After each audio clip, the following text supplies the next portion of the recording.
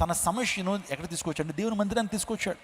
ఆ దేవుని మందిరంలో ఆ పులిపీటి దగ్గర పరిచి, ఆ లెటర్ని పరిచి, ఆ పత్రికను పరిచి హిజ్కియా ప్రార్థన చేస్తున్నాడు. ప్రభువా, నువ్వు తప్ప మాకు దిక్కు లేదయ్యా, నీవే మా పట్ల యుద్ధం చేయాలయ్యా, నువ్వు తప్ప మాకు వేరే ఆశ లేదు, వేరే దిక్కు లేదు, సహాయం చేయని హిజ్కియా ప్రార్థన చేస్తున్నప్పుడు దేవుడు ప్రార్థన ఆలకించేటువంటి వాడు. హల్లెలూయా. ఇప్పుడు హిజ్కియా ప్రార్థన చేసినప్పుడు ప్రార్థనకు జవాబిచ్చాడు.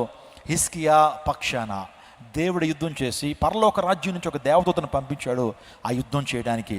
మీ శక్తి సరిపోదయ్యా, కానీ నేను ఒక దేవదూతను పంపిస్తే ఆ దేవదూత అష్షూరు దండుపేటలోకి వెళ్ళి 1,85,000 మందిని సంహరించినట్లుగా దేవుని లేఖనాలు మనం చూస్తున్నాం. దేవుడు హిజ్కియాకు అఖండ విజయాన్ని ఇచ్చాడు ప్రార్థన ద్వారా. నీ జీవితంలో కూడా సమస్యలు వచ్చినప్పుడు ప్రభు యొక్క సన్నిధిలో నీ యొక్క హృదయాన్ని విస్తరింపచేసి ఆ యొక్క నీ సమస్యను ప్రభువుకి తెలియచేసుకున్నప్పుడు దేవాదేవుని ప్రార్థనకు జవాబునిస్తాడు. స్తోత్రం చెప్పండి. హల్లెలూయా.